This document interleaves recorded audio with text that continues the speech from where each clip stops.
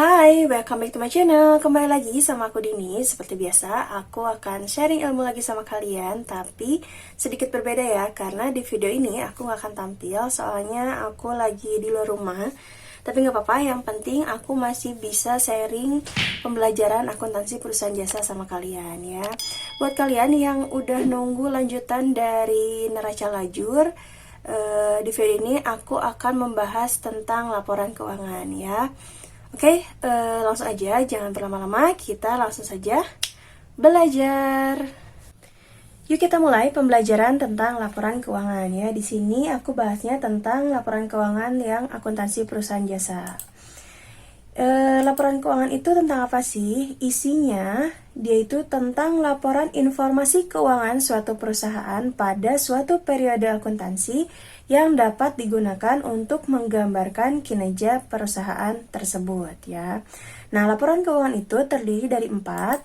Yang pertama ada laporan laba rugi, kemudian yang kedua ada laporan perubahan ekuitas atau laporan perubahan modal, yang ketiganya ada neraca, dan yang terakhir itu ada laporan arus kas ya.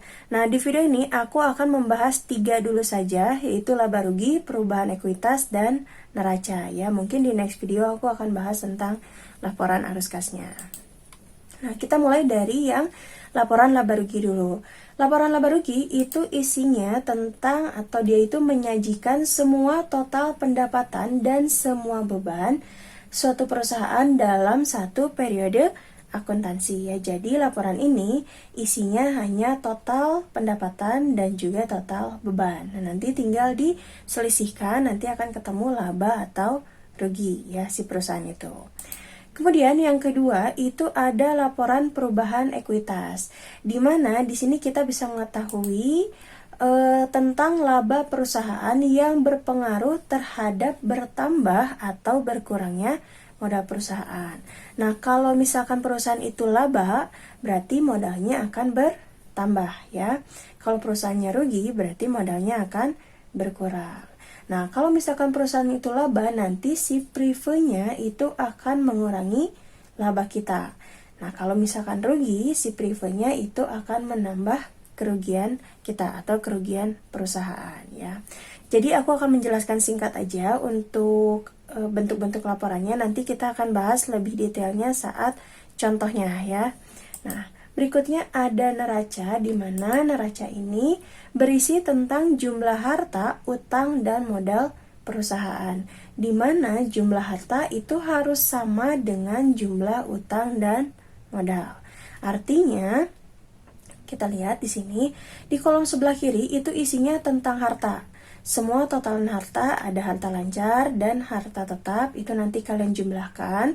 Kemudian di sebelah kanannya itu ada kolom utang plus ekuitas, berarti isinya tentang utang dan ekuitas ya.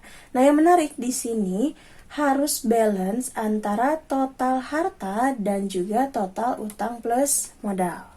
Itu harus balance, kalau nggak balance berarti salah ya.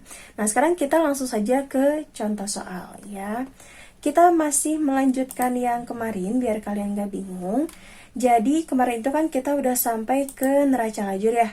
Neraca lajur laundry kita kemarin itu dia punya laba 300.000. Udah aku bilang kalau misalkan kita sudah sampai di neraca lajur, itu berarti kita sudah bisa mengetahui perusahaan itu laba atau rugi. Nah, kemarin perusahaan itu laba sebesar 300.000. Nah, sekarang kalau kita mau bikin laporan keuangan, kita tinggal memindahkan saja yang ada di neraca lajur atau di worksheet ya. Dan urutannya itu harus dari laporan laba rugi dulu, kemudian laporan perubahan ekuitas, dan yang berikutnya adalah neraca. Jadi kalian nggak bisa tuh bikin neraca dulu ya. Kenapa? Karena dari laporan laba rugi itu nanti berkaitan dengan laporan perubahan ekuitas. Dari perubahan ekuitas itu juga nanti akan berkaitan atau mempengaruhi neraca. Kayak gimana sih? Langsung aja kita bahas soalnya ya. Nih, kita mulai dari bikin laporan laba rugi dulu ya. Nah, kalau mau bikin laporan laba rugi itu kalian tinggal lihat di neraca lajur atau di worksheet kolom laba rugi. Karena seperti yang udah tadi aku sampaikan, kalau laporan laba rugi itu isinya hanya pendapatan dan beban ya. Kita isi ya. Seperti biasa, kita kasih judul dulu. Di sini laundry kita, kemudian judulnya adalah laporan laba rugi ya untuk periode yang berakhir 31 Desember 2019.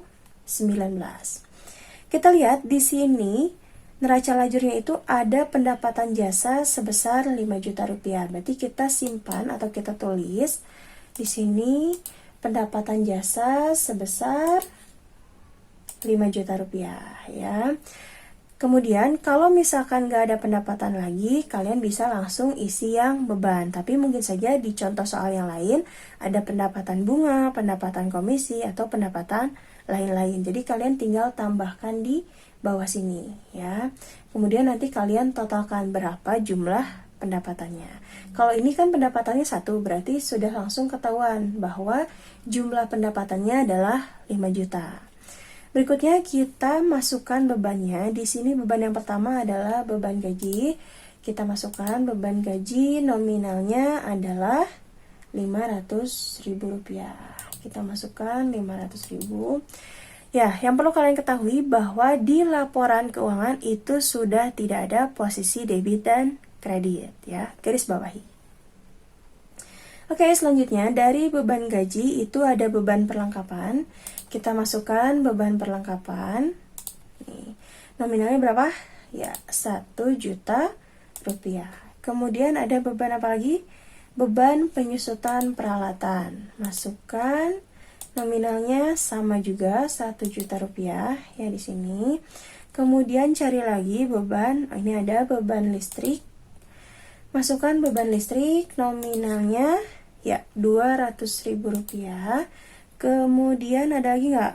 Ada lagi beban sewa. Berarti kalian tinggal masukkan beban sewa sebesar 2 juta rupiah. Oke. Ada lagi bebannya? Nggak ada ya. Nah, berarti kita udah punya beberapa beban. Kalian tinggal jumlahkan saja total beban ini ya. Kalian boleh tulis di sini total beban, jumlahkan dari beban gaji sampai beban sewa.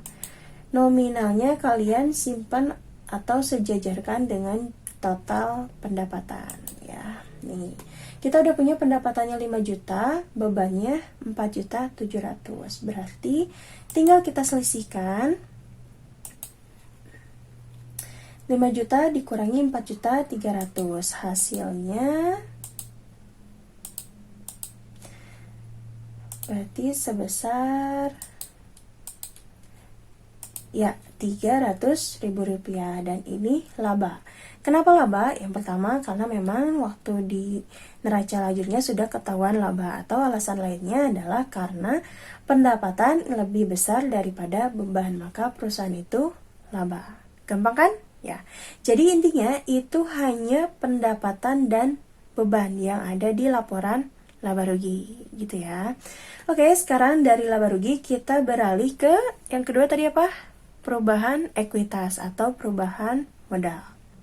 Nah, sekarang tentang laporan perubahan modal atau perubahan ekuitas sama aja sih. Kalian sama kasih dulu identitas perusahaannya, laundry kita, kemudian laporan perubahan modal dan periode yang berakhir untuk 31 Desember 2019 ya. Ini hanya sedikit lebih mudah, jadi kalian di laporan perubahan modal itu hanya memasukkan modal awal, laba, prive, dan menghitung nanti modal akhirnya ya. Modal awal itu didapatnya dari mana? Kalian bisa lihat di kolom neraca yang ada di neraca lajur. Akun modal di sini ya. Modal nominalnya adalah 30 juta. Berarti kalian tinggal masukkan sebesar 30 juta rupiah. Nah, kemudian laba, kalian bisa lihat nominal laba ini dari neraca lajur atau tadi dari laporan laba rugi yang sudah kita buat. Ini sebesar 300.000 ya. Berarti kita masukkan di sini labanya sebesar 300.000. Oke. Kemudian kita masukkan juga prive. Privenya berapa? Kalian lihat di sini privenya sebesar 200.000 ya. Nah, karena si perusahaan laundry kita itu laba, maka privenya akan mengurangi laba perusahaan ya. Nah, kita lihat labanya itu 300.000, privenya 200.000. Berarti sisa berapa? Ya, sisa 100.000 rupiah. Nah, ini yang disebut dengan perubahan modal.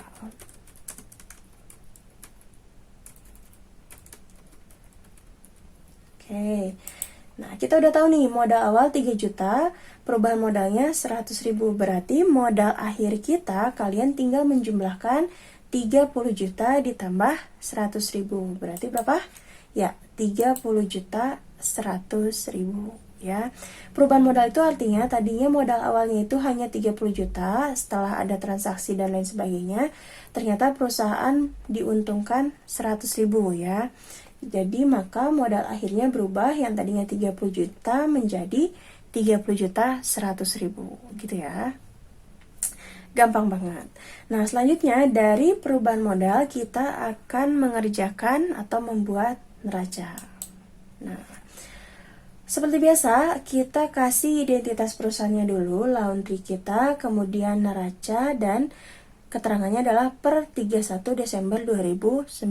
Kalau tadi, untuk yang laporan perubahan laba rugi dan perubahan ekuitas, itu kalian pakai kata-kata untuk periode yang berakhir ya. Kalau ini langsung saja periode 31 Desember 2019. Nah, isinya seperti yang tadi udah disampaikan, itu ada harta dan utang plus modal. Untuk harta, kita bisa dibagi menjadi dua. Yang pertama itu harta lancar dan harta tetap ya, yang keduanya. Kita masukkan mulai dari yang harta lancar dulu. Nah, untuk harta lancar kalian bisa lihat di neraca lajur, dan untuk nominalnya kalian lihat yang di kolom neraca ya. Berarti harta lancar yang pertama adalah kas. Kalian masukkan kas, nominalnya berapa? 23.600. Berarti kalian masukkan 23.600 ya. Kemudian piutang, setelah kas piutang ya, masukkan nominalnya berapa tadi? 1.700.000. Oke. Berikutnya ada perlengkapan. Kalian masukkan perlengkapan, nominalnya 500.000 rupiah. Oke, good. Selanjutnya ada sewa dibayar di muka. Ini juga masih termasuk harta lancar. Kenapa? Karena nomor akunnya masih 114 ya. Kalau yang harta tetap itu sudah 121 ya. Masukkan sewa dibayar di muka, nominalnya 3 juta rupiah. Oke. Berarti harta lancar udah habis ya, karena yang harta lancar itu nomor akunnya yang 11, 111, 112 dan seterusnya. Nah, kalau udah kita total harta lancar itu berarti kalian jumlahkan keseluruhan dari mulai kas sampai sewa dibayar di muka ya. Jumlahnya itu adalah 28.800. Kalau harta lancar udah selesai, berarti kita lanjut ke harta tetap. Di soal ini harta tetapnya itu cuman ada satu, yaitu peralatan ya. Kode akunnya 12 harta tetap. Oke, kita masukkan peralatan sebesar berapa? Peralatan sebesar 10 juta rupiah. Oke. Nah, jangan lupa karena di sini ada akumulasi penyusutan peralatan, berarti kalian harus masukkan juga ya. Kita masukkan akumulasi penyusutan peralatan ya. Kenapa dimasukkan ke neraca? Karena dia masih berkaitan dengan harta tetap. Kalian harus ingat kalau misalkan setiap akun akumulasi penyusutan, mau itu akumulasi penyusutan peralatan atau akumulasi penyusutan gedung atau akumulasi penyusutan apapun ya tentang harta tetap, itu nominalnya nanti dia mengurangi, maka kita kasih tanda kurung. Oke, harta tetapnya tadi kan cuma satu ya, hanya peralatan dan akumulasi penyusutan peralatan, maka kita jumlahkan total harta tetap itu adalah 10 juta dikurangi 1 juta rupiah. Berarti berapa? Ya, 9 juta rupiah. Kalau misalkan di soal lain nanti ada gedung dan akumulasi penyusutan gedung, ya kalian tinggal masukkan saja. Tapi untuk akumulasi dia dikasih kurung, artinya dia mengurangi ya. Nah, kalau udah kayak gini, kalian tinggal tambahkan antara total harta lancar dan total harta tetapnya. Berarti kita akan ketemu dengan total harta ya. Total harta berarti 28.800.000 ditambah 9 juta rupiah. Maka hasilnya 37.800.000 gitu ya. Nah, setelah harta selesai, kita akan beralih ke utang plus modal atau utang plus ekuitas. Kita lihat di sini kita punya utang ke siapa aja. Ada utang usaha sebesar 7.500.000. Berarti kita masukkan utang usaha sebesar 7.500.000. Kemudian ada lagi utangnya, kita lihat ya, ada lagi utang listrik. Berarti kita simpan juga atau kita catat utang listrik nominalnya adalah Rp200.000. Nah, berarti kita totalkan semua utangnya jadi 7.500.000 ditambah 200.000, maka total utangnya adalah Rp7.700.000. Nah, sekarang utang udah selesai, berarti kita masukkan yang modal. Yang modal itu jangan kalian masukkan dari neraca yang ada di neraca lajur ya, tetapi modalnya itu kalian ambil dari yang perubahan ekuitas. Jadi yang diambil adalah yang modal akhir ya, Rp30.100.000. Nah, berarti kalian isikan modalnya itu adalah Rp30.100.000. Jangan sampai salah, karena kalau kalian memasukkan modal yang ada di neraca lajur yang 30 juta ini, maka bisa dipastikan neraca kalian tidak akan balance. So, hati-hati banget ya. Nah, kalau udah kayak gini, kalian tinggal jumlahkan antara total utang dan modalnya. Dan pastikan jumlah ini harus sama dengan total harta. Kita hitung ya, 7.700.000 ditambah 30.100.000. Hasilnya berapa? Ya, hasilnya sama 37.800.000 rupiah. Ini artinya pekerjaan kalian sudah benar ya. Hati-hati, sekali lagi ya, kalau untuk memasukkan modal yang di neraca itu harus dilihat di laporan perubahan ekuitas. Itu sebabnya kalian kalau mau bikin laporan keuangan itu harus dari laporan laba rugi, kemudian ke laporan perubahan ekuitas, dan baru ke neraca ya. Jadi harus berurutan karena mereka itu saling berkaitan. Nominal yang ada di laporan laba rugi, labanya ini akan dipakai di laporan perubahan ekuitas ya, di sini kan. Nah, kemudian yang modal akhir di laporan perubahan ekuitas itu akan dipakai di neraca. Jadi mereka itu saling berkaitan. Maka kalian mengerjakannya harus berurutan. Gitu ya, gampang kan? Nah, mungkin buat yang baru pertama bikin akan sedikit bingung, kalian bisa di playback video ini, kalian pelajari lagi, pahami lagi, maka dengan sering latihan juga kalian bisa lebih memahami. Oke?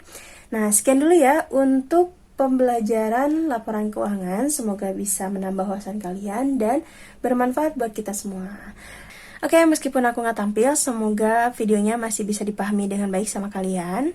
Oke, jangan lupa untuk terus dukung aku dengan cara klik like untuk video ini dan video-video aku yang lain.